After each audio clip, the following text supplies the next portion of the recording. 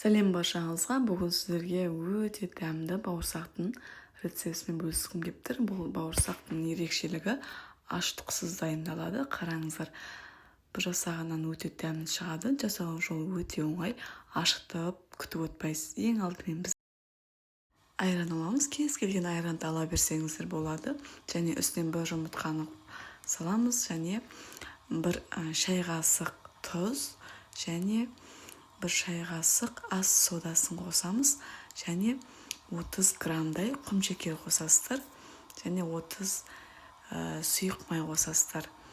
Барлығын жақсылап араластырамыз.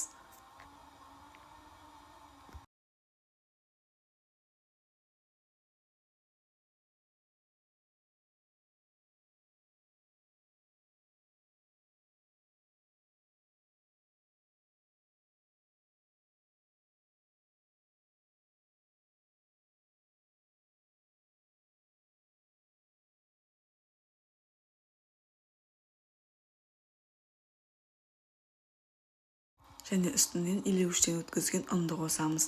Жақсылап бізде осындай күлше қамыр шығады. 2 күлше шығады. Менен 7 шелпек және тоқаш пісіремін. Қараңыздар, шамалы тындырып қойсаңыздар болады.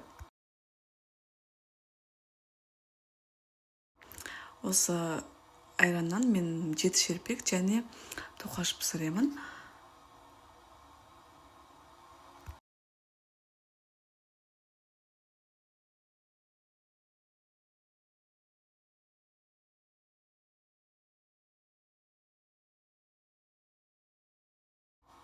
Қызып тұрған майға тез қуырып аламыз. Тез ауыстырып тұрмасаңыздар күйіп кетуі мүмкін. Қараңыздар, бір жасағаннан шығады. Түрі өте әдемі, дәмі де ерекше. Жасап көріңіздер. Менің парақшама тіркеліп алыңыздар. Пайдалы рецепттермен бөлісетін боламын. Ас болсын.